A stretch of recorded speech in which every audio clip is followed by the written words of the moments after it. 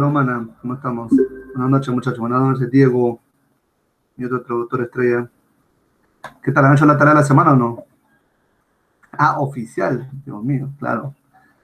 Bueno, espero que hayan hecho la tarea. Ya al final voy a dictar en todo caso las claves de lo que la semana pasada han avanzado, me imagino, de manera responsable, intuyo yo. Así que vamos rápidamente a la asignatura del día de hoy. ¿De acuerdo, muchachos? Habilidad verbal es lo que nos corresponde. Bien, muchachos. Vamos rápidamente, ya todos ya tienen su texto, me imagino, así que empezamos simplemente directo al grano con la sección A.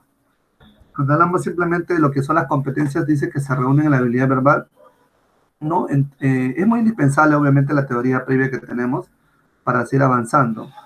Esto es como el fútbol, ¿no? Tú puedes saber de repente patear un balón, pero si no tienes las estrategias debidas para poder anotar un gol, no va a tener resultado. O sea, no es solamente es importante patear el balón, sino simplemente tener estrategias. Igual en el vóley, ¿no? No es simplemente matar, sino también saber cómo hacerlo. Bien, entonces nos damos cuenta acá simplemente que tenemos unas pautas, ¿no? Que corresponden justamente a la modalidad. Bueno, nos menciona ver algo más, bueno, la tipología del texto DECO, que simplemente menciona que de esta manera se puede sostener que los exámenes se consideran textos denominados mixtos.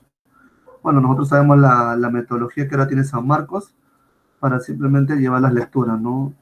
Sabemos que San Marcos, por ejemplo, le gusta trabajar con preguntas DECO en lo que corresponde a los otros cursos, y lo que es lectura, habilidad verbal, ha transformado todo totalmente, ¿no? Bien, empecemos con este texto combinado, ¿no? Tenemos un texto continuo y un texto discontinuo, al cual justamente tenemos que analizar sobre todo los datos estadísticos. Así es que empecemos rápidamente, muchachos. Saco mi lapicito marca ACME y empezamos. Dice el texto número 1. La actual administración, dice el Estado, justamente, ¿no? En este caso, implementará un plan de reformas estructurales para alcanzar un crecimiento potencial del 5% en el mediano plazo, a través del cual, ¿no? A través de una mayor acumulación de capital, destraves de proyectos de infraestructura y simplificación, justamente, ¿no? De los sistemas de inversión y ganancias de productividad, mayor no formalización. La estrategia de formalización tiene como eje la reducción de barreras a la formalización, es decir, reducción de costos para hacer negocios y mayores beneficios de ser formal, es decir, la simplificación tributaria, la mejora en la calidad de protección al trabajador y la reforma previsional, acceso al crédito, entre otros. A la mejora en la calidad y el acceso a los servicios públicos, justamente, centrándose en ello, como es la educación, la salud, la infraestructura social y productiva y seguridad ciudadana, y también lo que corresponde a la política regulatoria pro formalización mediante la institucionalización de una entidad encargada de tomar medidas para generar mayores incentivos a la formalización, como el Consejo Nacional de Competitividad. A ver, si acerco un poco el gráfico, creo que es suficiente. Nos podemos dar cuenta los datos estadísticos, ¿no? Nos presenta justamente acá los efectos de la reforma sobre el crecimiento en variación porcentual de manera anual, es decir, al año, ¿no? El rango justamente comprendido entre 2016 y el 2021, ¿no? Y lo que corresponde del 0 a 5 en este caso. De igual manera acá también en el ingreso del gobierno general en cuanto al Producto Bruto Interno, en porcentaje, también nos muestra justamente. Es importante, recuerden, analizar los datos estadísticos, ¿no? Y sobre todo esta leyenda que nos está indicando, sobre todo esta primera línea, el efecto del crecimiento extensivo, como lo ven ahí en la gráfica, el efecto de formalización de mayor productividad y el de mayor, digamos, ancho, escenario base, ¿no? De igual manera también tenemos que analizar acá en la parte derecha el escenario con la reforma y también lo que corresponde a el escenario base, ¿no? Que también se puede graficar, se puede desprender fácilmente del mismo dibujo. Bien, continuamos con el texto para complementar este dato estadístico sacado de la fuente de proyecciones del Ministerio de Economía y Finanzas, el famoso MEF. Que dice después, la implementación de las reformas estructurales en mención permitiría que el PBI per cápita, o sea, por cabeza, recuerda que es una palabra en latín, por cabeza, en términos del Puncham Income Per a ver, del PPP, o paridad de poder adquisitivo, alcanza los 16.897.000 en el 2021, nivel superior a los niveles alcanzados en el 2015 en Colombia, Brasil y cercano al alcanzado por México. De la misma manera, el nivel de la pobreza podría reducirse alrededor del 7 puntos porcentuales entre el 2015 y el 2021, con lo cual el 2,1 millones de peruanos saldrían de la pobreza, es lo que informa justamente este texto adaptado del Ministerio de Economía y Finanzas, ¿no? Revisada por la sesión del Consejo de Ministros el 26 de agosto de 2016. Página 14, perdón, página 13 y página 16. 14, 13 y 14. A ver, vamos a esta palabra o a esta frase. Dice, el reto, está citando esta palabrita, dice, el reto principal o el reto medular de la administración estriba en qué. Es decir, te está mencionando en qué consiste este reto principal en el aspecto administrativo. A ver, muchachos, vamos, empecemos con sus respuestas, ¿de acuerdo? Esa es semana 1, no te creo. No me digas que es semana 1, no te creo, te juro que a ver, no te creo. A ver, maestros, no me digas que consumir. Discúlpame, ya decía yo, algo me estaba fallando. Tiene razón, doctor, tiene razón. Ya decía yo, qué raro. No te preocupes, ahí te lo recupero. Algo me decía que esto también no podía ser razonamiento. Muy bien, ahí te lo pongo, no te preocupes. Ya decía, qué raro. Pero bueno, de paso nos ha servido también para recordar algo de economía. Ah, tienes razón, doctor. Sí, acá está. Tenés razón. Qué raro, pensé que me había descarado. Acá está, sí. Sí, acá está. Lo lamento, I'm sorry, pero no te preocupes. Ah, mira, el texto va directo al grano, entonces no hay ningún problema. Perfecto. Seguramente a la hora que lo faltó el cero, obviamente. Dame unos segundos, por favor, y lo repongo. Ah, ya decía que raro también, porque a mí me parecía que este año dar la base al razonamiento de la vida verbal al inicio ni hablar. Lapsus. A ver, dame un segundo, ahorita lo recupero, no te preocupes. Lo bueno es que ya empezamos directamente con los textos, ¿sí? Ya, este debe ser, ¿cierto? Sí, ya decía yo, qué raro. Ajá, ahora sí. Bien, muchachos, no hay problema. Todo tiene una solución y lo resolvemos al instante, ¿de acuerdo? Bien, ahora sí. Ah, ya, con razón. Bien, muchachos, ahora sí, I'm sorry, le disculpe el caso. Bien. Vamos directo al texto, entonces, ¿está bien, no? Semana 10, ya decía yo, qué raro, estaba confundiendo los números. Ay, Dios mío, justo hoy, por Dios, ya decía qué raro. Listo, ahora sí, si no leo sus comentarios, ya decía qué raro. Muy bien, muchachones. Ahora sí, jóvenes, vamos directo al grano. Semana 10, ¿conforme? ¿Conforme, señor notario? Conforme, muy bien, listo, queda. Ahora sí, vamos rápidamente a la semana 10 que corresponde esta justamente. Bien, Ignaz Semmelweis, un médico de origen húngaro, realizó una célebre investigación entre 1844 y 1848 en el Hospital General de Viena, como miembro del equipo médico de la primera división de maternidad del hospital.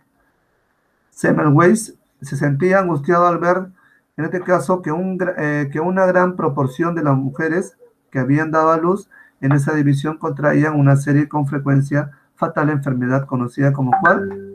Como la fiebre puerperal, ¿ya? O fiebre del sobreparto.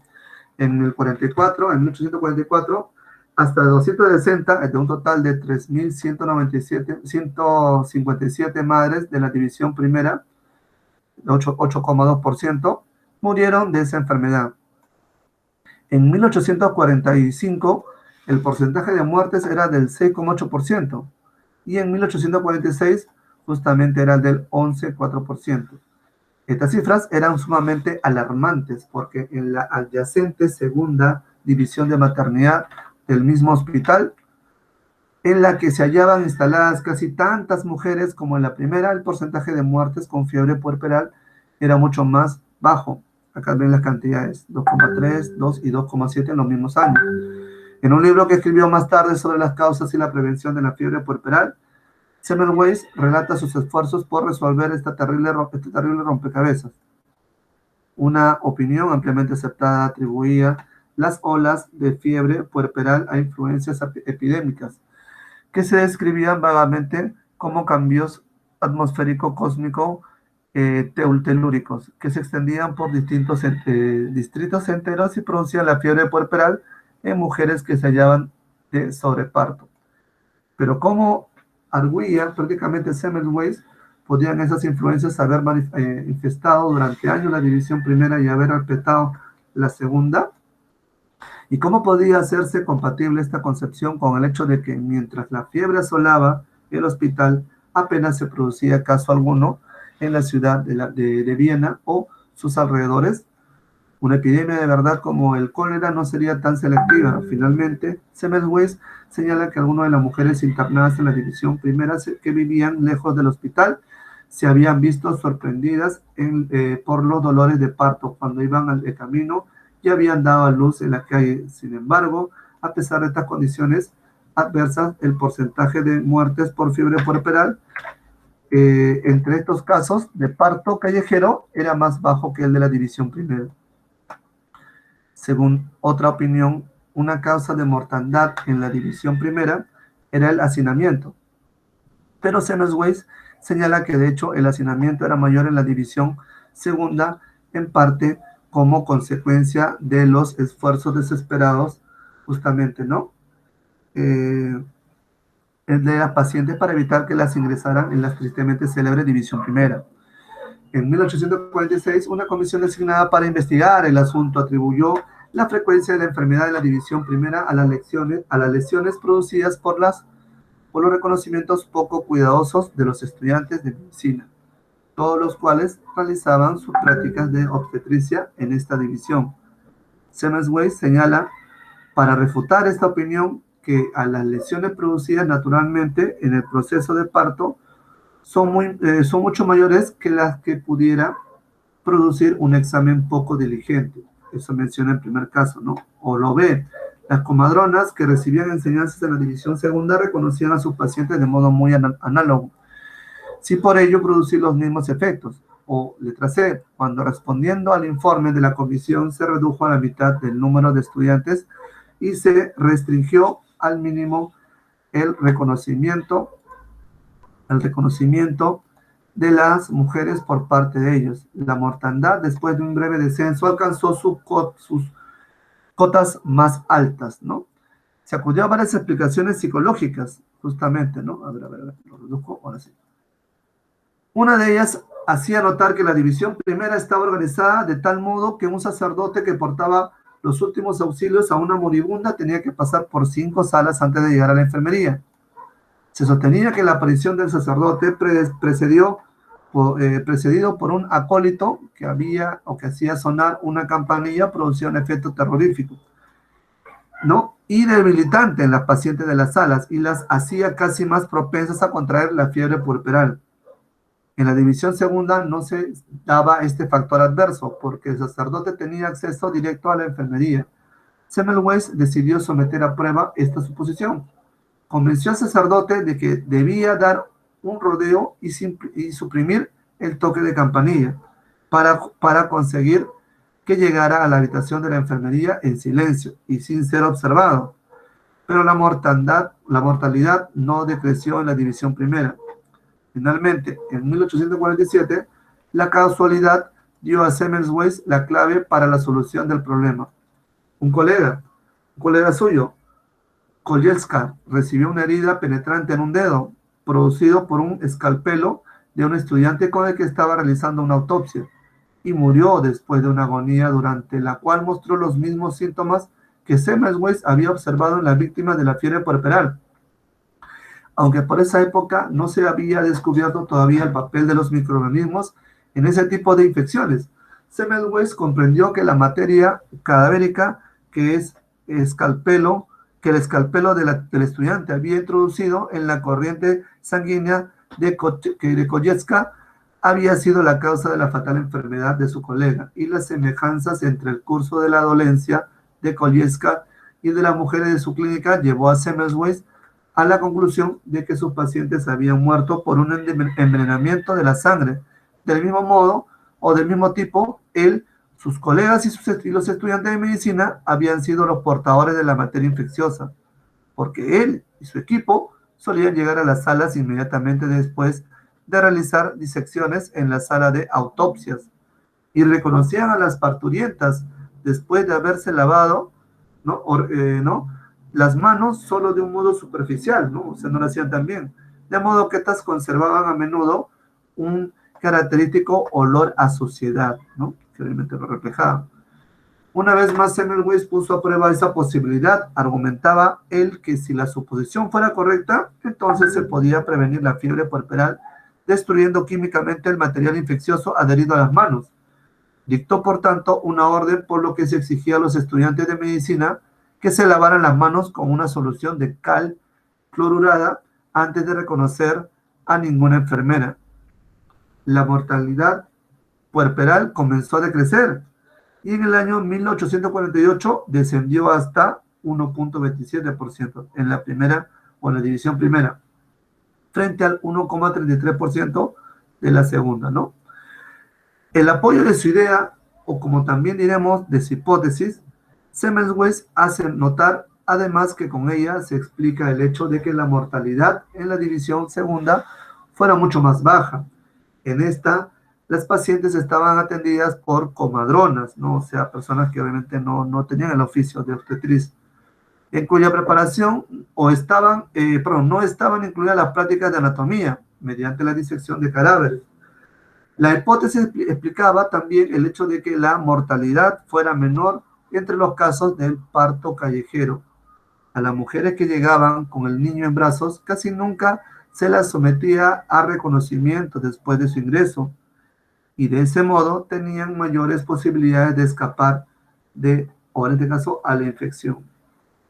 Filosofía de la ciencia natural, este es justamente tratado por Elpel. Bien, muchachos, ahora sí estamos ok. Vamos a la primera pregunta que dice así.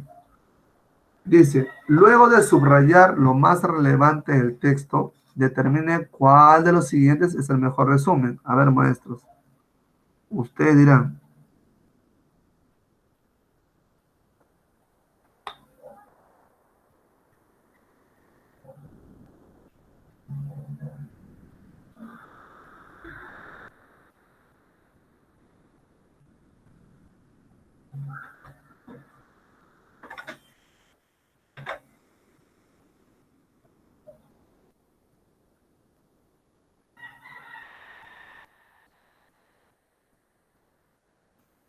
Vamos, chicos, lean tranquilamente y fíjense cuál es el mejor resumen del texto que acabo de mencionar, o de la pregunta, ¿no?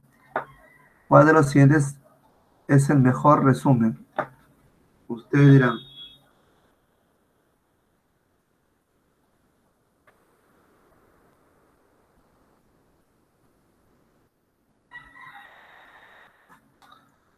Ajá, solo tengo una respuesta. Vamos, muchachos. No está nada complicado. El caso ha sido interesante, ¿no? Semmelweis en realidad, planteando esta teoría, justamente pudo hacer decrecer esta enfermedad que, bueno, inicialmente no se sabía que era por esa transición, ¿no? De estar de un lugar a otro. Bien, jóvenes. Espero que después poco a poco se vayan sumando. Solamente tengo 2 personas. Vamos, muchachos. Vamos. Anímense, ¿sí? Por favor, vamos, maestros. Recién empezamos y no podemos estar así. Bien, si nos damos cuenta acá, a ver, voy a subir un poquito. Ya, hasta ahí nada más, para luego resolver el número 2. Acá lo que tenemos que fijarnos es que hablamos de algo en particular, ¿correcto? Hablamos de una hipótesis, ¿sí? Semmelweis prácticamente está considerando, y en este caso, ¿no? Él descarta algunas cositas en particular. Lo primero que va descartando justamente tiene que ver con esta suerte al azar de la muerte, ¿no?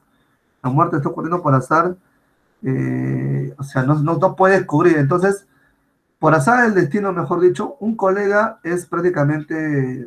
muere. Y tras justamente este acontecimiento de este colega, es que surgen algunas respuestas que él buscaba obviamente comprender. Ante ello, él se da cuenta, ¿no? Que también tenía los mismos síntomas que estas madres que estaba justamente en una sala diferente y que también había sufrido una fiebre puerperal. En ese sentido, había una infección, ¿no? Que era de materia cadavérica y que simplemente estaba circulando, ¿no? Por obviamente descuido de aquellos practicantes que sobre todo no se lavaban adecuadamente las manos, ¿no? En ese sentido, señores, la respuesta es la alternativa, la C de casa. Perdón, estoy hablando, la letra D de dedo, la D de dedo, claro, porque si hablamos, dice acá, estamos hablando de respecto al problema de la fiebre puerperal, que obviamente acá atacaba la primera división del Hospital de Viena, ¿no? Y consideró varias hipótesis. Algunas fueron sometidas a contratación, hasta que de casualidad, como le dije, ocurrió el colega, ¿no? Y si así se pudo formular una buena explicación al respecto y después ya se pudo bajar la mortalidad. Bien, pregunta número 2. El sentido del término posibilidad. ¿Qué puede significar posibilidad, muchachos? Según el texto, a ver. ¿Qué puede indicar posibilidad? Eso lo encontramos en el texto anterior, está por acá, justo acá, tal vez, justo lo estoy señalando. Dice, una vez más, Sevenweiss puso a prueba esta posibilidad argumentada al que si la suposición fuera correcta, entonces se podía prevenir la fiebre puerperal destruyendo químicamente el material infeccioso. Vamos, ¿qué podría significar acá el término posibilidad? Vamos, recuerden escribir número y luego clave. Vamos, muchachos, vamos. Vamos, muchachos, vamos a responder. Vamos, maestro, por favor, lúzcanse. Si fallan, fallan. ¿Cuál es el problema? Vamos, maestros, lúzcanse, por favor. ¿Qué significa el término posibilidad? A ver, muy bien. Alguien más se suma, muy bien. Ah, hay dos, Alexandre y Alexandro, muy bien. Vamos, vamos, ¿quién más se anima, muchachos?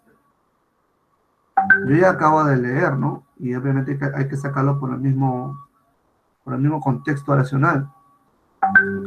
Bien, como sale una posibilidad, ¿no? Como sale una posibilidad justamente de respuesta, entonces lo que se va a entender acá es como una hipótesis. Entonces, como se quiere tratar de buscar una posibilidad, eso obviamente sería llamado netamente hipótesis, ¿de acuerdo? Muy bien, señores, pasamos a la número 3.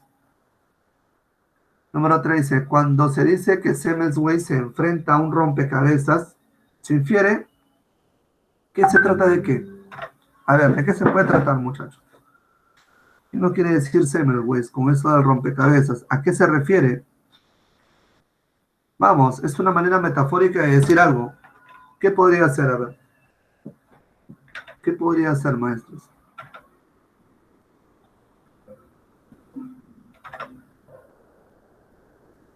Bien. ¿Alguien más se anima, por favor? ¿Alguien más se anima? Cuando alguien escribe o menciona una frase metafórica, está hablando simplemente, ¿no?, de algo simbólico.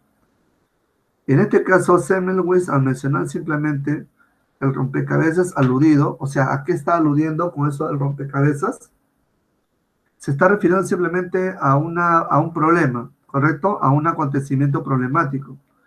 Entonces, si se refiere a un acontecimiento, un hecho que obviamente puede causar o puede generar problemas, entonces estamos hablando de la alternativa C, un problema de difícil solución, ¿correcto? Ahí está, tan complejo que obviamente es como un rompecabezas para armarlo. Hay que saber encajar apropiadamente las piezas. Pregunta número 4. Se deduce que la eliminación del material infeccioso por medio de la cal, recuerda, la cal clorurada es para Semmelweis, ¿qué cosa? Vamos.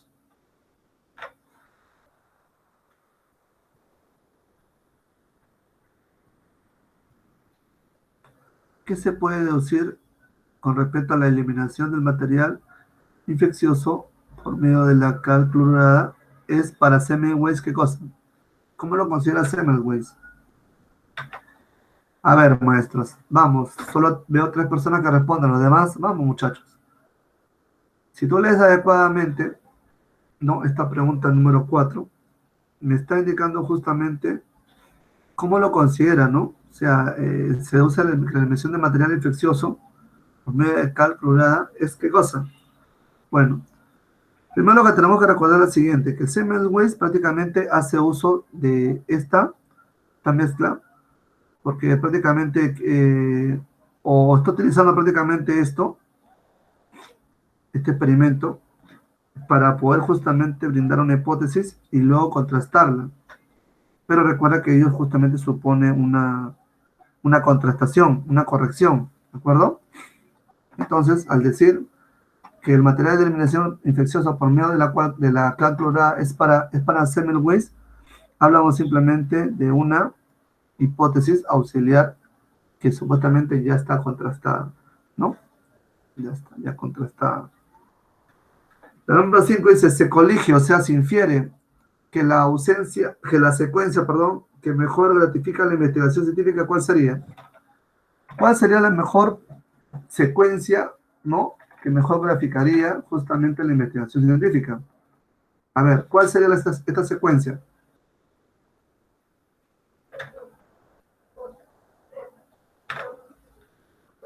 Vamos, ¿quién más anima?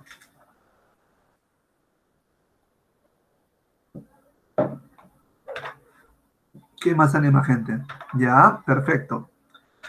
Cuando dice se colige, obviamente es que se infiere. ¿Estamos? Se infiere. Ahora, tenemos que ver dice que se infiere que la que solución mejor grafica la investigación científica, ¿no? A ver, primero lo primero. Cuando hablamos de una investigación científica, obviamente siempre se parte de un problema. Creo que eso lo conocemos ya como procedimientos, como método científico, ¿no? Entonces ya está la respuesta, pues, muchachos, porque luego sabemos muy bien que después de un problema surge una hipótesis. Y después de ello, para poder comprobar, ¿no? Saber lo que ocurre, simplemente lo sometemos a una contratación. Y sí, la respuesta es la alternativa A. ¿De acuerdo? Bien, muchachos, pasemos a la siguiente pregunta. Y dice así. A ver, un segundito. Listo, dice. Si es que se hubiese demostrado, escúchame, pregunta de condición supuesta, si es que se hubiese demostrado que las muertes por fiebre puerperal eran frecuentes también en los partos callejeros, ¿qué hubiera ocurrido? ¿Qué hubiera ocurrido también si estas muertes se hubieran dado también en los partos callejeros? ¿Qué hubiera ocurrido, muchachos?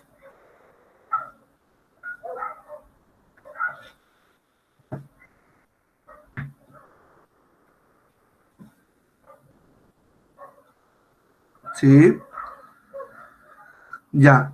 Obviamente, si lees detenidamente las claves, te darás cuenta, ¿no? A ver, primero vamos a la del cangrejo, ¿ya? Vamos a la del cangrejo, fíjense. A ver, ¿las muertes en la división segunda habrían sido mínimas? No, no estamos hablando específicamente de eso. Los neonatos, o sea, los recién nacidos, no habrían sido contagiados por sus madres. No, eso no lo garantiza justamente. Está entre la A y la B. Vamos, ¿qué dicen ustedes? Si se hubiese demostrado que las muertes por fiebre, por peral, eran frecuentes también en los partos que ocurrían, entonces, ¿qué? Ya, hay uno que menciona la B, o hay una que menciona la B, y los demás marcan la alternativa A. Bueno, vamos a analizarla, ¿de acuerdo? Si obviamente las muertes por parto callejero fueran o se dieran de mayor, digamos, de mayor cantidad, ¿sí? Entonces, obviamente, se probaría esta hipótesis. Profe, ¿cómo que hipótesis? Claro, se probaría justamente la hipótesis de las influencias epidémicas, ¿no? Pero obviamente no sería tan selectiva, o no sería prácticamente selectiva a esta primera división.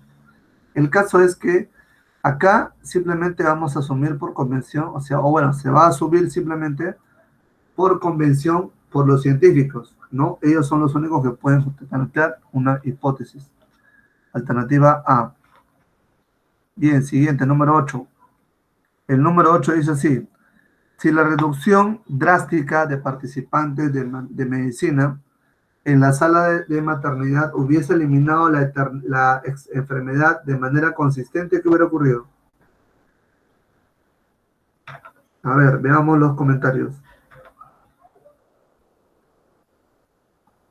Uy, aguanta. Yo había marcado acá. Yo ya decía que raro. Acá había marcado la alternativa A. Acá está, disculpa, estaba volándome. Acá recibimos a responder, jóvenes, disculpen, están volando a otro lado. Lo que pasa es que lo había resuelto acá y estaba mirando otro lado, disculpen. Si se hubiese demostrado las muertes por fiebre corporal eran frecuentes también en los partos callejeros, la hipótesis de influencia se había tenido asidero, disculpen. Y acá, a ver, voy a retratarme porque yo lo había resuelto aparte. Acá tengo mi hojita, entonces ya la había subrayado, sí, con razón. Acá en la número 7 voy a responder, ¿ya? Sí, acá hablamos de una inferencia, ¿sí? Fíjense, cuando habla de una inferencia hay que tener mucho cuidado, porque nosotros tenemos que darnos cuenta que la hipótesis se plantea por una cuestión en particular. La hipótesis simplemente nos va a demostrar acá poder comprobar los resultados de ese problema que va a surgir inicialmente. ¿Estamos?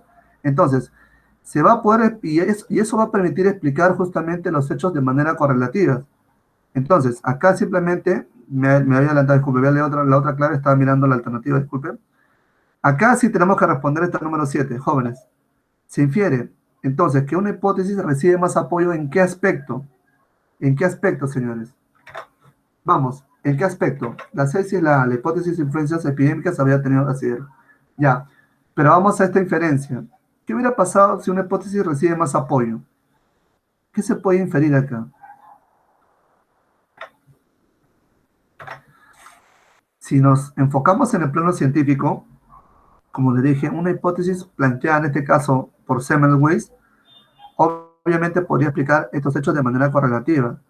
Y en este sentido, también se podría dar, ¿no? También obviamente digamos, el hecho médico también se podría dar de mejor manera. Y sí, tiene razón, cuenta con una potencia explicada de manera o explicativa adicional, ¿no? Bien, señores. Se me está traspapelando. Lo que pasa es que también luego tengo una reunión. Ya, chicos, hoy día van a disculpar. Lo que pasa es que tengo una reunión urgente más tarde. Y ya ordené mis papeles. La disculpa del caso. Número 8. Si la reducción drástica, recuerda, cuando empieza con una conjunción o una condicional, es una pregunta de condición supuesta, no, tenemos que ponernos en el caso. Si la reducción drástica de practicantes de medicina, miren bien, en la sala de maternidad, porque recordemos cuál fue el origen de todo. Recordemos el texto que está muy interesante, ¿no? ¿Qué pasaría si de repente la cantidad o la reducción drástica de participantes de medicina en la sala de maternidad hubiese eliminado la enfermedad de manera consistente? Vamos, repito, si la reducción drástica de practicantes de medicina en la sala de maternidad hubiese eliminado la enfermedad de manera consistente, ¿qué hubiese ocurrido? A ver, pongámonos en el caso de condición supuesta. ¿Qué hubiera pasado? Así de Diego, por no estoy elegante, no te imaginas todo el estrés que tengo que reunirme con 20 padres ahí. Tengo que estar con todas las armas, pues maestro. Obvio. Vamos, doctores. Vamos, vamos. Pregunta de condición supuesta. ¿Qué pasaría si la reducción drástica de practicantes de medicina en la sala de maternidad hubiese eliminado la enfermedad de manera consistente? Claro, si nosotros recordamos este informe, se supone que este informe atribuía las muertes por fiebre puerperal a justamente estas personas, ¿no? A la poca diligencia del trato de los estudiantes de medicina, ¿sí? Entonces, si nosotros nos damos cuenta, sí, tiene mucha razón también con su respuesta, muchachos, ¿no? Obviamente acá el informe de la comisión de 1846 había recibido una prueba empírica, o sea, experimental, ¿no? En eso simplemente se hubiera dado este informe. Bien, pasamos a la pregunta número 9. La pregunta número 9 dice, si la tasa, otra pregunta de condición supuesta, no te olvides, si la tasa de muertes en la segunda, ojo, la segunda división hubiese alcanzado el 8% en 1841, ¿qué hubiera ocurrido? Repito, ahí está la pregunta. Si la tasa de muertes en la segunda división hubiese alcanzado el 8% en 1845, ¿qué hubiera ocurrido, maestros?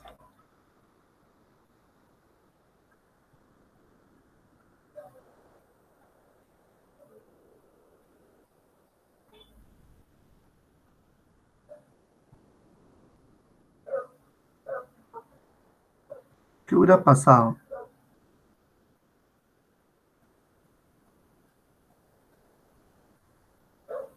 Acá lo que yo te aconsejo es compararlo con la primera división, ¿no? Repito. O sea, si te está preguntando en la tasa de muerte de la segunda división hubiese alcanzado el 8%, tú lo que tienes que concentrarte es con la primera división también. ¿Por qué? Porque si tú recuerdas, ¿no? En este año de 1845, el porcentaje que justamente alcanzaba esta primera división era del 6,8%, ¿te acuerdas? Entonces, si obviamente esto estaba marcando, ¿no? El 6,8%, lo que correspondía a la primera división, entonces nos podemos dar cuenta de que acá simplemente habría superado el índice de muertes de la primera división. O sea, es una cuestión de también comparar, ¿correcto? Así es, Diego. Lo que pasa es que a veces también es bueno comparar. Si nos mandan, por ejemplo, no tenemos dos tipos de teorías o dos conjeturas, entonces hay que fijarnos la una con la otra para poder encontrar la respuesta también. ¿Sí? Y bueno, terminamos con este primer texto con la pregunta número 10, otra pregunta de condición supuesta. Si las comadronas también hubiesen practicado autopsias, recuerda que las comadronas no son oficiales, obviamente son mujeres que también se dedican a hacer parto, pero no tienen el mismo rango que una obstetriz. Es como una informalidad, por así decirlo, es como un doctor y un chamán, para que me entienda mucho mejor. Entonces, si las comadronas también hubiesen practicado autopsias, ¿qué hubiera ocurrido, muchachos?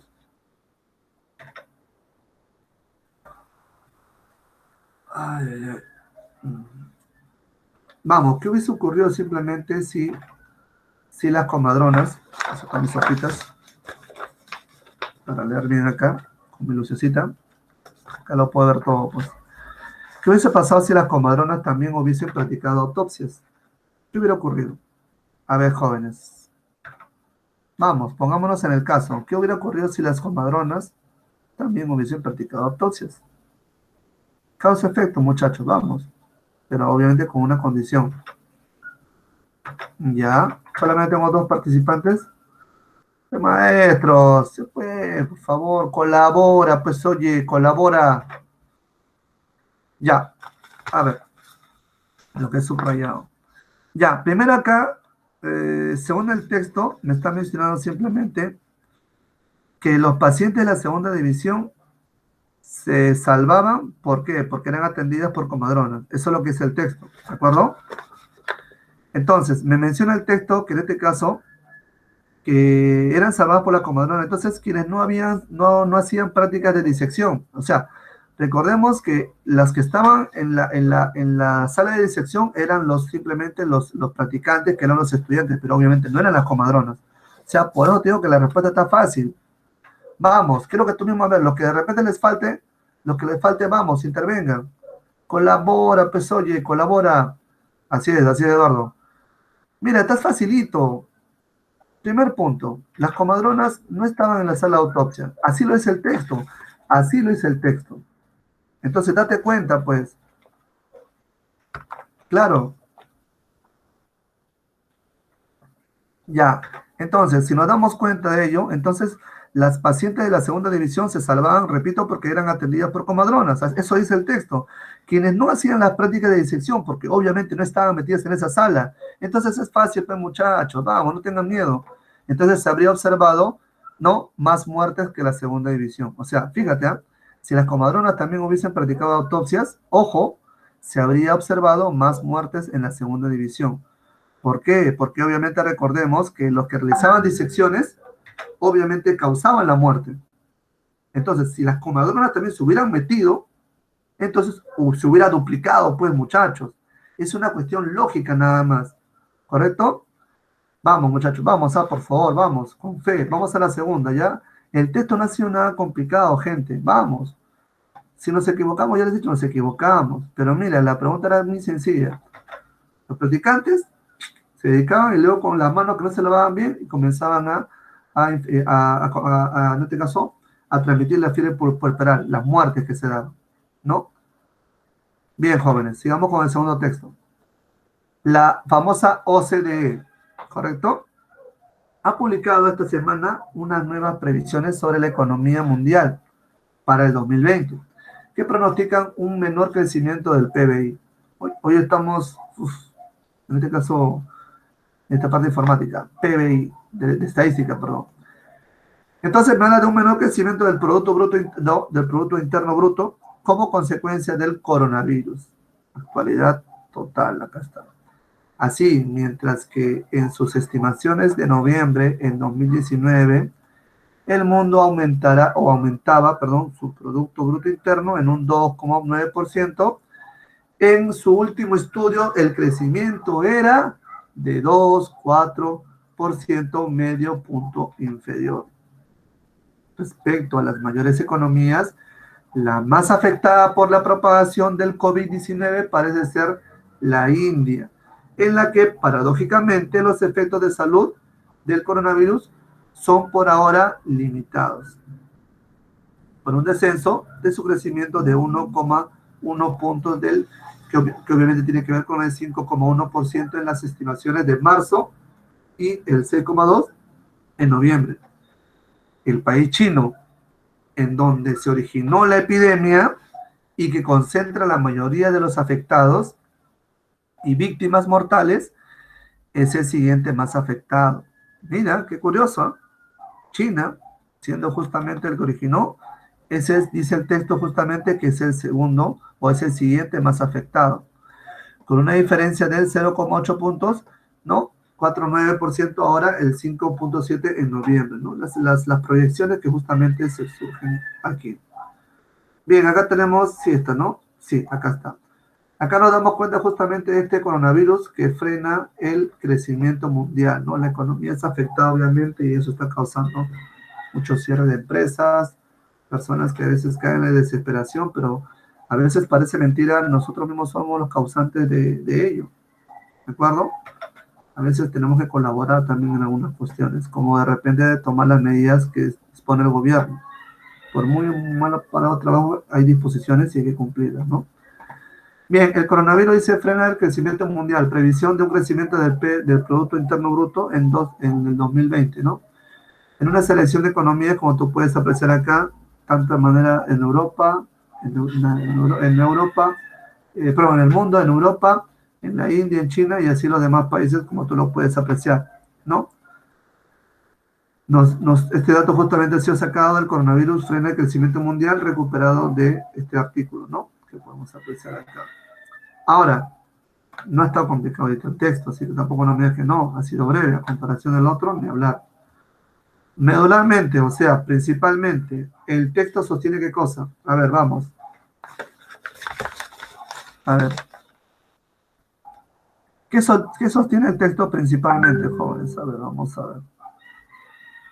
¿Qué sostiene el texto? ¿Qué nos indica el texto?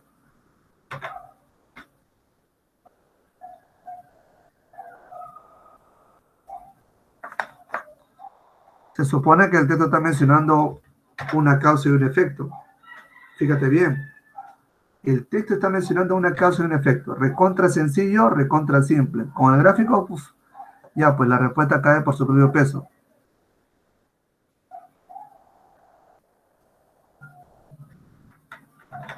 Vamos, muchachos, súmense por favor a votar. Vamos, súmense. Es la hora, es la hora, es la hora de marcar. Vamos, señores, vamos, anímense. Está fácil. Miren, le doy un apoyo. En el texto, justamente que tú ves ahí, ¿correcto? ¿No? Yo he marcado acá. Este verso, para empezar, trata sobre el PBI. ¿Cierto? El Producto Interno Bruto, el Producto Bruto Interno, como quieras llamarlo. Entonces, si obviamente se está hablando sobre este Producto Interno de la manera de cómo prácticamente fue afectado de manera mundial o global, como tú quieras llamarlo, entonces, ¿cuál habría sido la consecuencia? O sea, ¿por qué simplemente se gestó esto? ¿Por qué se dio? ¿Por qué fue afectado? ¿Debido a qué? Profe, fácil pues, el COVID. Claro, el COVID-19. Entonces, si nosotros nos damos cuenta, acá entonces la respuesta más lógica será la alternativa, la C de Chippy, ¿no? La propagación del COVID afecta el crecimiento del PBI a nivel mundial. Así de sencillo, no te das problemas, no te compliques la vida. Vamos, maestro, vamos, maestra, vamos, tú mismo eres, tú mismo eres. Pregunta número 2, question number 2. En el texto la palabra previsiones, recuerda, en el texto la palabra previsiones, que lo podemos encontrar al inicio, recuerda, acá está. te la muestro rápidamente y tal vez. Dejémonos llevar por el contexto nacional. La OCDE ha publicado esta semana unas nuevas previsiones sobre la economía mundial para 2020 que pronuncian un menor, bla, bla, bla, bla, y tú ya sabes. Así es que vamos, tienes que darme simplemente tu respuesta y eso sería todo en esta pregunta. Vamos, maestros. ¿Qué significa previsiones? Claro, dominamos algo de término, ¿no? ¿Qué se refiere a esas famosas previsiones? Profesor, previsiones viene de prever, claro, tiene razón. Pero si lo vemos ahí desde ese enfoque y hablamos netamente del PBI, estamos hablando de la cuestión económica. ¿Cierto, profe? Por supuesto que sí. Por supuesto que sí. Entonces, vamos, anímense. Vamos, anímense a votar.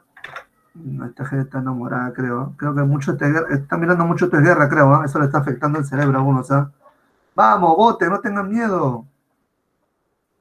Ah, su madre, ahora ya sé por qué te dejan ya. Ay, ay, ay. Bueno, vamos paso a paso. Fíjate, si estamos hablando de una temática netamente económica, se te está lanzando una palabra como es previsiones, quiero que te des cuenta que son previsiones económicas, para empezar, y que obviamente está vinculado, según el entorno nacional, a las predicciones que se realizan dentro de esta economía. O sea, al utilizar previsión económica específicamente, estás hablando prácticamente de unas predicciones en el aspecto económico. O sea, con lo que va simplemente se va a augurar o se va a vaticinar algo, ¿no? En este sentido, obviamente acá la respuesta será la alternativa B de beso, porque hay una proyección, se está dando una proyección, ¿sí? Que eso es lo que justamente va a repercutir más adelante, ¿de acuerdo? Alternativa B de beso. Vamos a la número 3. Question number 3. De acuerdo con los datos escogidos en la infografía, ¿qué sería incompatible afirmar? A ver, veamos nuevamente la infografía. Dice, ¿qué sería incompatible afirmar? Ojo, ¿qué sería incompatible afirmar? Mira que acá te la estoy poniendo otra vez. Imagino que tú debes tener el texto en tu poder en este momento. Pero bueno, lo paso por un momento. Datos estadísticos, porcentaje, a una cantidad, bueno, y la fuente que es la famosa OCDE, ¿no? Vuelvo a la pregunta, muchachos. Pregunta número 3. Dice así, de acuerdo con los datos escogidos en la infografía, ¿qué sería incompatible, maestros? ¿Qué podría ser incompatible acá?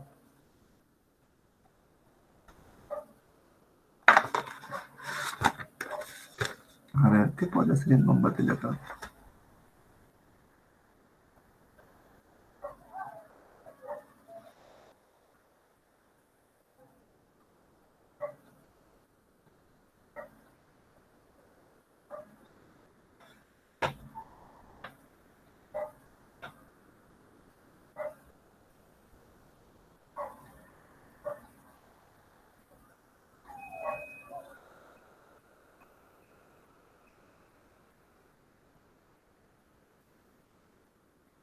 Vamos, muchachos. ¿Cuál será la respuesta? Bien. Ok. Vamos.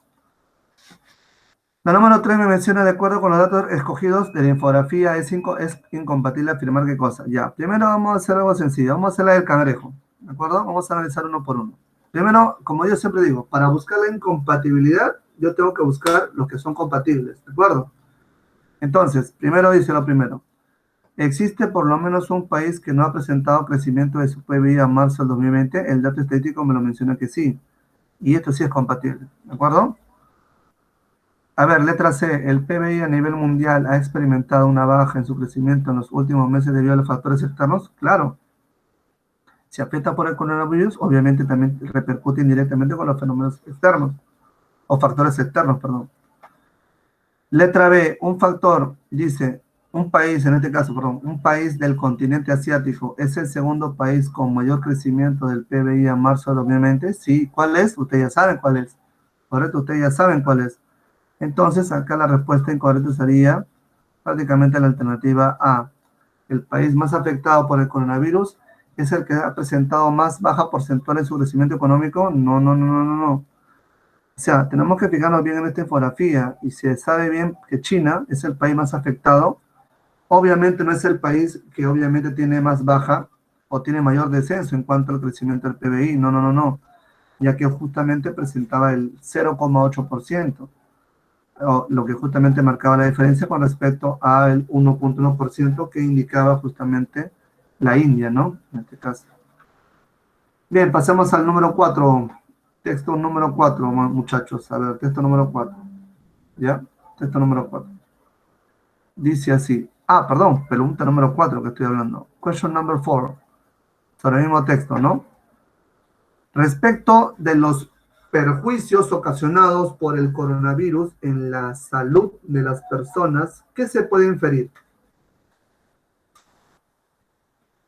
Respecto justamente de los perjuicios ocasionados por el coronavirus en la salud de las personas, ¿qué se puede inferir? Vamos, número y letra, por favor. Alexandra, si es la respuesta de esta, tiene que ser número y letra.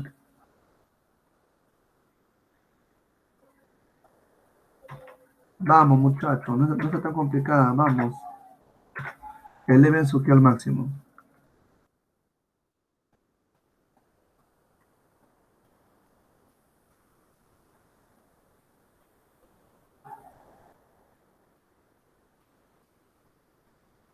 Vamos, respecto a de los perjuicios ocasionados por el coronavirus, la salud, ¿no?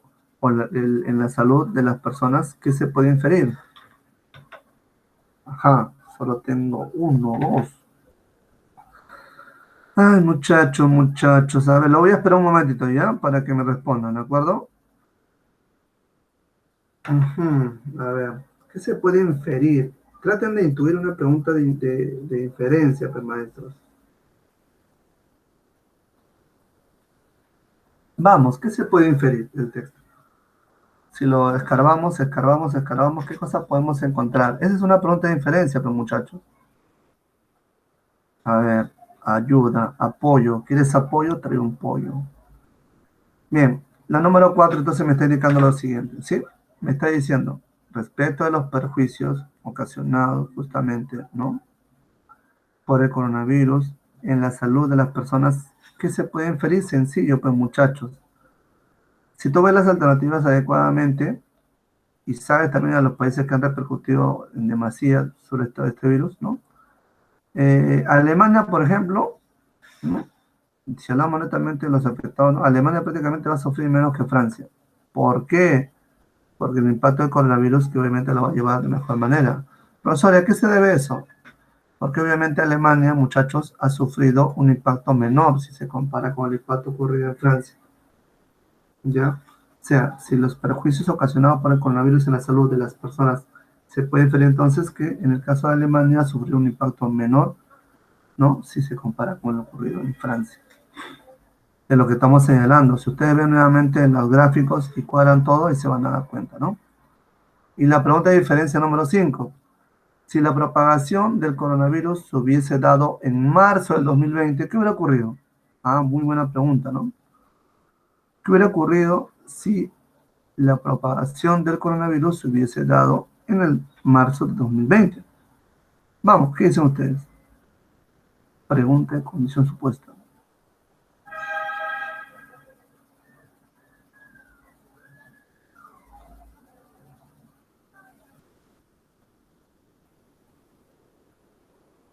Nada. Mutis. Mutis. Vamos, señores, vamos, con fe, vamos. Vamos, que se puede, vamos.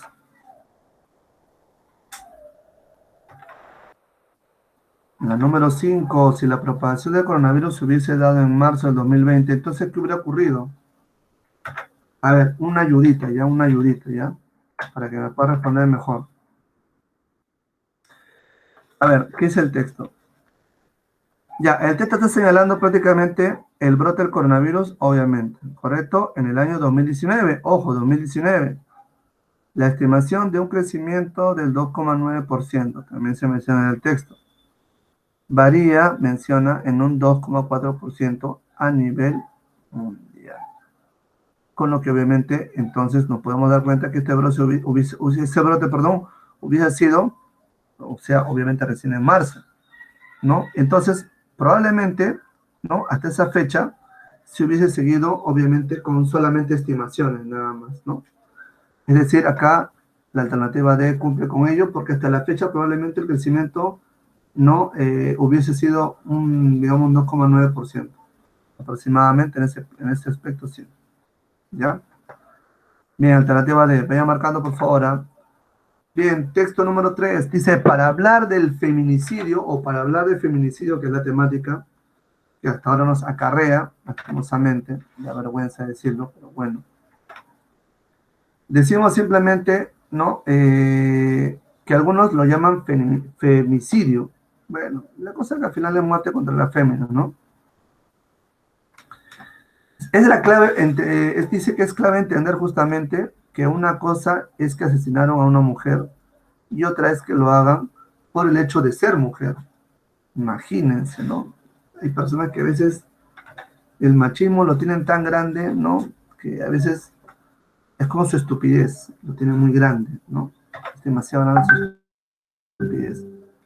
Si obviamente acá me dicen, ¿no? Que no es lo mismo entender una cosa que decir a una mujer a que deciden por ser mujer, no, pues. Y que sus características dependen del país en el que nos ubiquemos.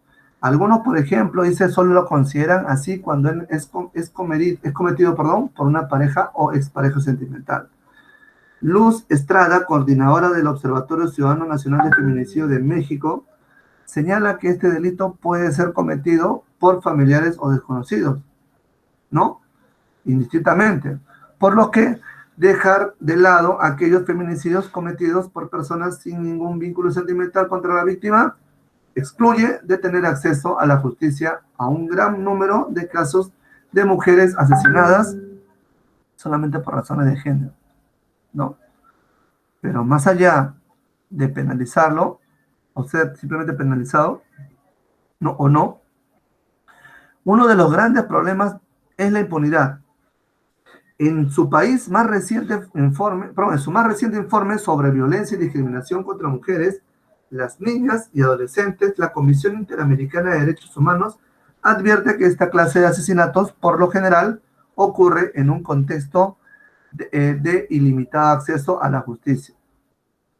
En 2018, al menos 3.529 mujeres fueron asesinadas por razón de su género. Miren, ¿eh? De acuerdo con la Comisión Económica de América Latina y el Caribe, CEPAL, México y Brasil son los países que registran a su macho más casos de feminicidio al año en la región, mientras que Centroamérica, El Salvador, Honduras y Guatemala, además de Bolivia, la ausencia de justicia es el común denominador en un de sangre que no para, ¿correcto? Entonces, es un texto fuerte en realidad. A ver, ¿hay continuación acá? No, no hay continuación acá. Listo, ahora sí. Y acá tenemos un dato estadístico en el que nos menciona justamente, ahí está, no menciona el feminicidio en América Latina. ¿Sí? Si analizamos tranquilamente el texto, nos vamos a dar cuenta de unos detalles. Fíjense, un poquito más. Número de casos. Y de manera secuencial se está estableciendo acá los lugares. Y obviamente una comparación, ¿no? Que tenemos que hacerla también con nuestro país. Pero bueno, acá está, dice el 1,31%, el 0,8%, ¿no? Que indica esto justamente, a ver un momentito. Ya. Como ven ahí, ¿no? Simplemente son los casos que se dan en feminicidio, pero en América Latina, no es en el Perú. ¿Ya? Si bien es cierto comparado acá al Perú, pero obviamente para saber el porcentaje de violencia. Ahora, tenemos este artículo justamente sacado por Blandón, llamado Una mujer es asesinada cada 2 horas en América Latina. Un texto, bueno, algo largo, ¿no? Porque tenemos que también entender mucho mejor. Bien, señores, el tema principal. Vamos, ¿cuál es el tema principal? ¿De qué se está hablando acá en este texto? Vamos, ¿de qué se está hablando? ¿Cuál es el tema principal? ¿De qué se está hablando acá en el texto? Uh -huh.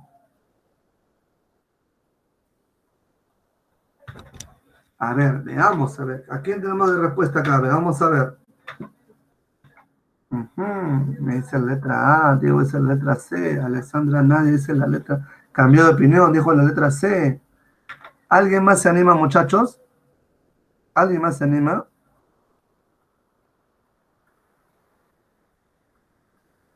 Nada, nada, nada, nada, nada, nada. Ya, listo. Con dos me quedaré, pues cerraré. Pues, ¿qué voy a hacer? ¿Qué voy a hacer? La A era de la anterior pregunta. Ah, ya, ya, ya. Bueno, en todo caso, si no, por eso digo, coloquen su número para que no haya ningún problema, ¿de acuerdo?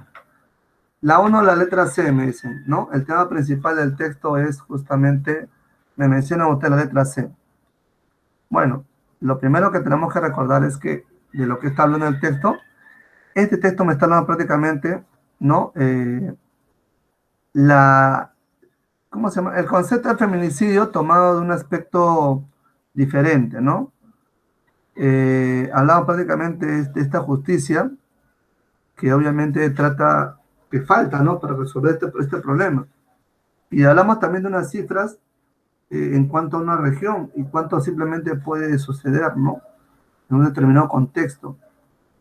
Y sí, acá la respuesta a la alternativa se casa a la situación actual del feminicidio en Latinoamérica, ¿no? Lo que ocurre, lo que acontece también hoy en día, pero en el aspecto latinoamericano. Bien, pregunta número 2, rápidamente, jóvenes. Pregunta número 2. Vamos con la pregunta número 2. Vamos, pregunta número 2.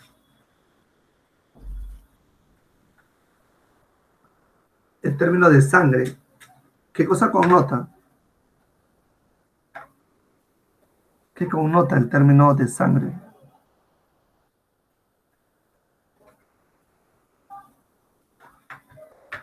Ya.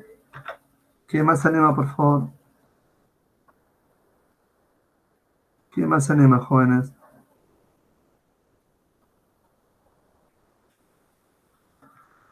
¿Nadie más anima?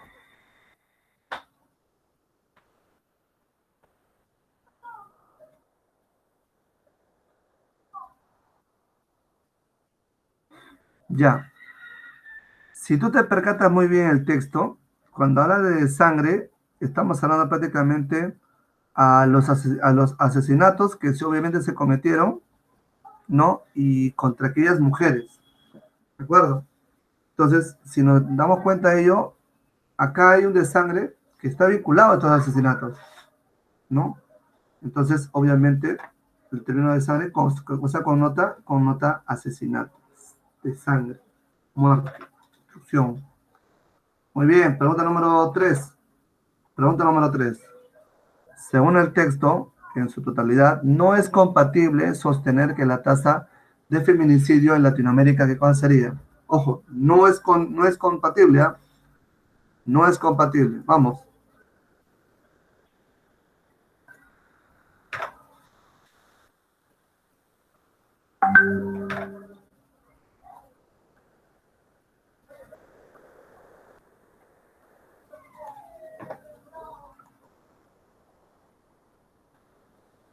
Vamos, según el texto, en su totalidad, no es compatible sostener que la tasa de feminicidios en Latinoamérica.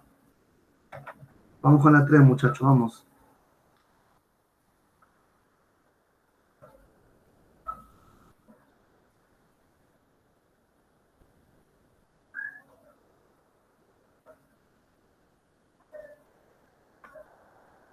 ¿Qué dice, muchachos? ¿Está congelado, creo? ¿Qué le pasó, muchachos? Ya me están preocupando. ¿Saben qué? Me está pareciendo que voy a tener que hacer como este meme. Me apareció un meme estos días y me ha causado una curiosidad tremenda. Y me parece que a veces voy a tener que hacer esto. No lo sé. Esto se lo muestro, ¿ya? No sé qué les pasa a algunos. No lo sé. Yo no lo sé, ¿no? Como dice la canción. Pero me está preocupando. Muchachos, actívense, por favor, en modo de ataque. Porque hay algunos que no están atentos, ¿sabes? Si lastimosamente vamos a ir así, voy a tener que hacer esto acá. No me va a quedar hacer otra que hacer esto. y más voy a parecer un espiritista, perdón, un espiritista que simplemente un profesor. Sea malo, pues, maestro. Mis clases virtuales parece decir de espiritismo. Oye, estás ahí, si me oye, responde. Pues, por favor, no, así no es. ¿Qué les pasa, muchachos? Por favor, respondan, pues, actívense, modo de ataque, vamos. Respondan, pues, maestro, se pasa ahí. Ay, jóvenes. Ay, jóvenes. Ahora, y después se quejan porque los dejan, ¿no? En visto, por si acaso, ya en visto. ¿Ya? Jóvenes, ¿no? Dice, según el texto en su totalidad, no es compatible sostener que la tasa de feminicidios en Latinoamérica. A ver, ¿cuál no sería compatible? Para no saber cuáles no son compatibles, veamos cuáles sí son compatibles. Veamos. A ver, sácame la pisita marcando. ¿Qué dice? A ver, voy a hacer la de Cangrejo otra vez. Depende de lo que se considera feminicidio en cada país. Bueno, esto sí es cierto, ¿no? Cada uno tiene una realidad distinta, porque recordemos que una cosa es matar a una mujer que matar a una por ser mujer, como decía el texto. ¿Ya? Dice, es muy poco preocupante en un país como Nicaragua. Aguanta. Acá tengo mis dudas, acá tengo mis dudas. Escúchame. Si te das atento al texto, fíjate bien, ¿ah? Yo voy a analizar los demás y quiero que tú te fijes nuevamente el texto. ¿Devela un incremento exponencial debido a la impunidad? Obviamente que sí. Llega a las cifras escalofriantes en países como México. Bueno, si tú has analizado el texto, también te vas a dar cuenta que sí es cierto. Y vas a comprobar que justamente la respuesta es la alternativa C. Profe, ¿por qué? Sencillo, el texto me está diciendo bien claro, ¿no? En la imagen, tú puedes ver, ¿no?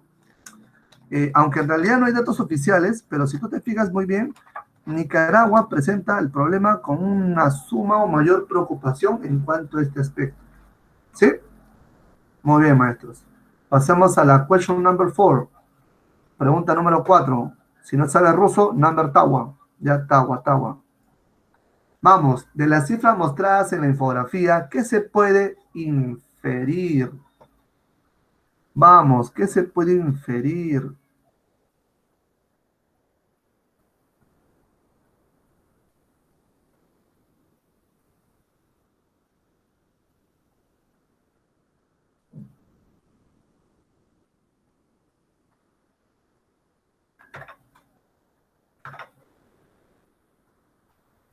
Vamos, gente de Jerusalén, gente de Jerusalén, gente de Jerusalén.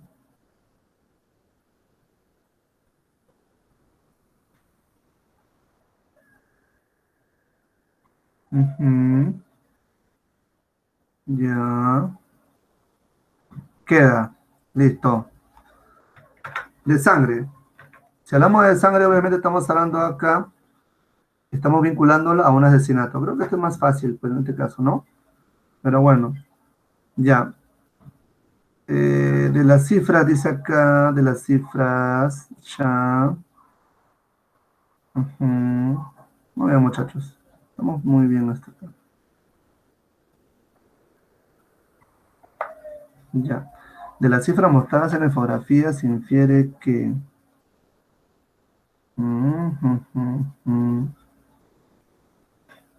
Ya. Chom.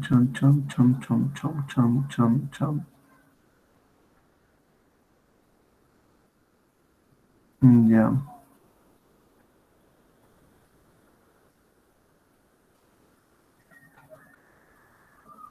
Sí, a la ocurrencia de feminicidio de nula en Costa Rica. Ya. A ver, un momentito. Vamos a ver esto que está acá. De sangre, ¿no? Si nosotros analizamos este texto, a ver acá. A ver, analizando el texto, ¿ya? Ya. Perfecto. Feminicidio en América Latina 2018. Ya, perfecto. Ya, listo. Ahora sí. Me menciona simplemente, de las cifras mostradas justamente en la infografía, acá lo que tenemos que darnos cuenta es que se habla de los feminicidios por cada 100.000 habitantes, ¿no? Ya, perfecto.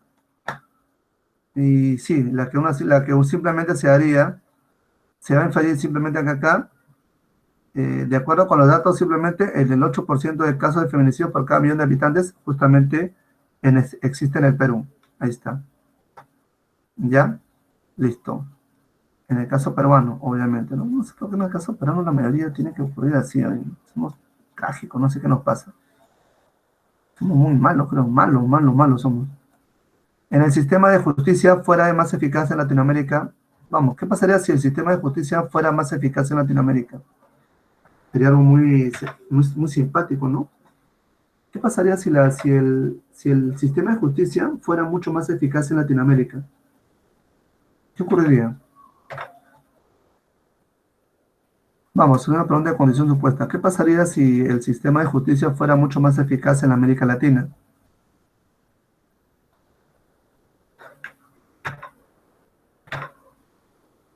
Claro, ¿no? Creo que es indiscutible, ¿no? Creo que ni siquiera, bueno, las demás lecturas, las demás alternativas, si obviamente analizamos la alternativa A, creo que es la que se lleva de encuentro, ¿no? Obviamente el número de feminicidios en la región podría reducirse. Ojo, hay que tener mucho cuidado. No necesariamente va a ser muy eficaz, o sea, en esa eficacia no quiere decir que va a erradicar totalmente todo ello, pero obviamente podría reducirse, ¿no?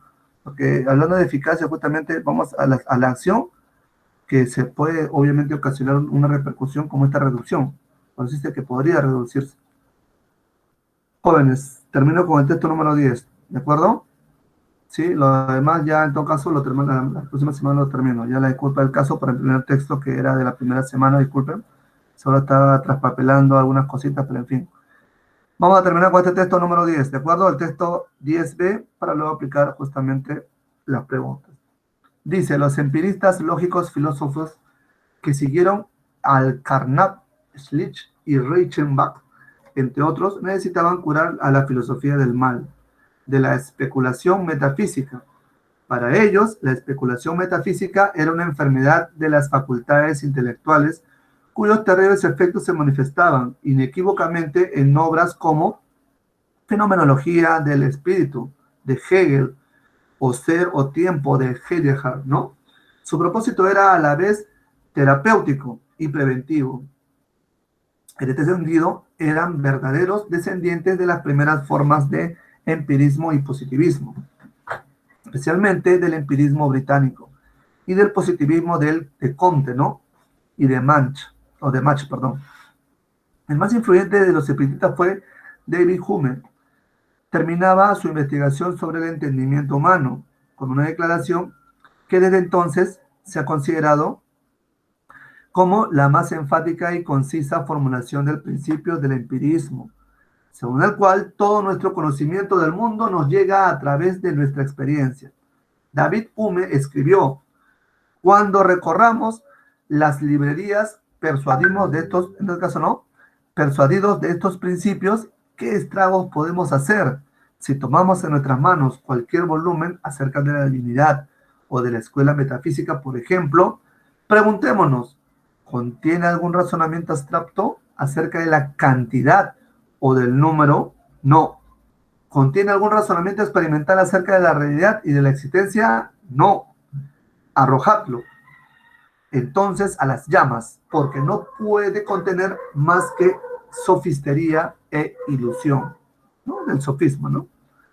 Los empiristas lógicos estaban conformes con el espíritu, si es que no, o sea, si no, con la letra de esta declaración. Las exigencias del conocimiento aseguraban, se orientan hacia el dominio abstracto de la matemática o hacia el mundo concreto que experimentamos. O, en otro caso, no se orientan hacia nada.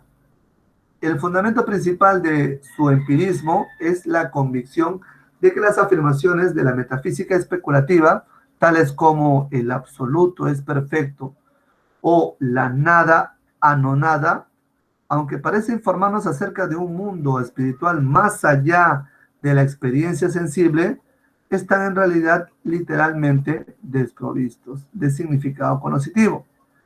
Según el empirismo lógico, tales aseveraciones no pueden en principio ser verdaderas ni falsas, porque a diferencia de las aseveraciones matemáticas, pretendan hacer algo más que, o pretenden, perdón, hacer algo más que expresar relaciones conceptuales sistematizadas en los postulados de un sistema matemático. y, a diferencia de las aseveraciones de la realidad en la ciencia y en la vida diaria, no pueden ser confirmadas o negadas, recurriendo a la experiencia. Los empiristas lógicos justificaban su restablecimiento del empirismo basándose en que las primeras versiones del empirismo carecían de un fundamento suficientemente sólido para la crítica de la metafísica especulativa. El empirismo tradicional, aseguraban, no disponía de los instrumentos analíticos para establecer criterios adecuados con miras a decidir cuándo una afirmación no matemática formulada en un lenguaje natural es verificable, recurriendo a la experiencia y cuando tal afirmación es un simple, es un simple despropósito, ¿correcto? Según ellos, tenían una ventaja a saber en la posibilidad de usar la lógica formal, especialmente la obra de Frege, Hilbert, Russell y Whitehead, con el instrumento analítico necesario para hacer una concluyente crítica empírica de la metafísica. Filosofía del lenguaje, ¿no? De Kant.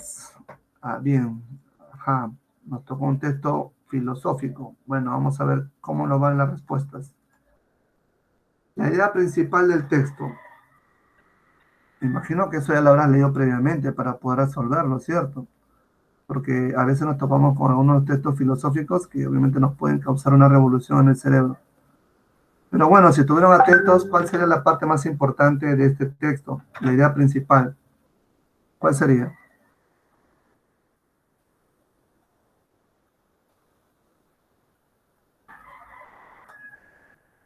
Hay dos versiones acá, te voy adelantando. Una primera versión está hablando justamente sobre el empirismo lógico y el otro te está hablando sobre la especulación metafísica. Choca, ¿correcto? Están chocando.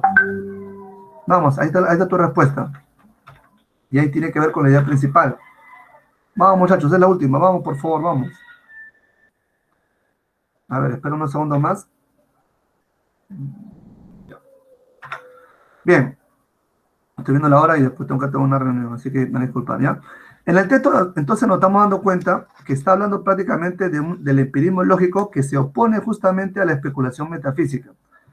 Entonces, hablamos de que esta oposición prácticamente, ¿no? Está respaldada prácticamente por la utilización o el uso de la lógica, que obviamente va a ser un instrumento, recuerden que va a ser siempre un instrumento de análisis, ¿no? Entonces, si nos basamos justamente en esa posición, que está simplemente medido o respaldado por una lógica como instrumento, entonces la respuesta será la alternativa C. El empirismo lógico usa las herramientas de la lógica moderna para impugnar los desvaneos metafísicos. Bien, vamos a la número 2. En el texto, el término mal, entendido, a ver, ¿se entiende como qué? Vamos, la palabra mal, digamos, qué puede significar la palabra mal? Profesor, ¿dónde está la palabra mal? A ver, vamos a buscarla, a ver.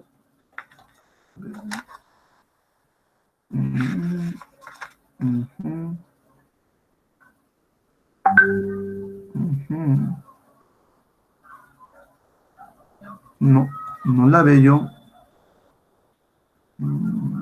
Sí lo había marcado, acá me parece. Ya. El término mal. Sí. Ya está.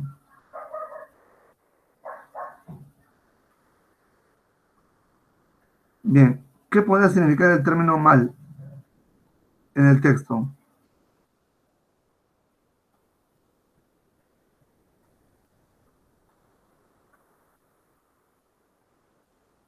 Claro, se está hablando prácticamente como uno de las palabras que pueden surgir, porque acá no estaba en negrita, ya decía que raro ya.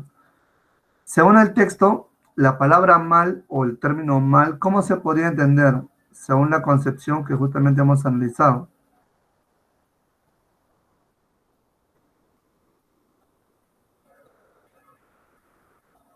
¿Sí? Ojo, no lo analicen simplemente como una cuestión de, digamos, de... O sea, esto va más allá que una comprensión científica. Si hablamos netamente de la palabra mal, señores, si hablamos de la palabra mal, prácticamente es aplicar la lógica de aplicar la razón, perdón, de una manera distinta. ¿Correcto? O sea, se está hablando acá prácticamente de que este mal es como si propagara un vicio. ¿De acuerdo? Y esa justamente sería la respuesta. Bien, número 3. Se colegia o se infiere que para los empiristas lógicos ser y tiempo de Heidegger, ¿qué cosa?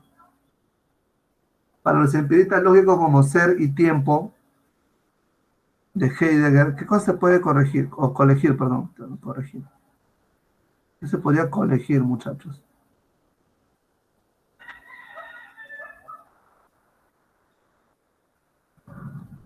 ¿Qué se puede colegir? A ver.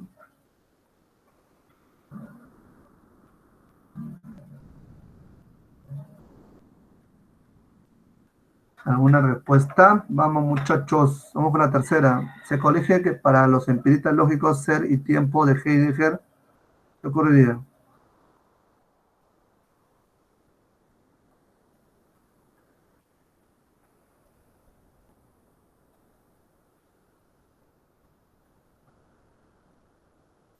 A ver, ser y tiempo.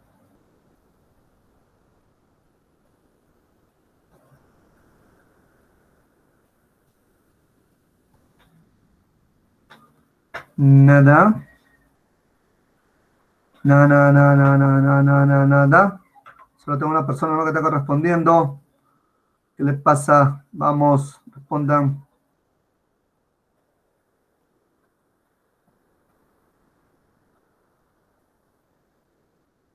A ver, si hablamos de los empiristas lógicos, como pueden ser que estén imitando a Heidegger, lo que tenemos que fijarnos simplemente es que no sería una proposición tan fiel, ¿correcto? No sería tan fiel. Usualmente cae en algo falso, ¿no? En ese sentido sería las pseudoproposiciones. Es una obra plagada de pseudoproposiciones, ¿de acuerdo? Bien, vamos a la número 4. Se infiere que la verdad de una aseveración táctica o fáctica, perdón, depende de que la verdad es una aseveración, ¿correcto? Fáctica, de los hechos, pero depende de qué. Vamos, la verdad es una aseveración fáctica, dice que depende, pero ¿de qué depende para que sea fáctica? Vamos, gente, ya me voy, me van a ahorcar los papás. Vamos, vamos, la 3.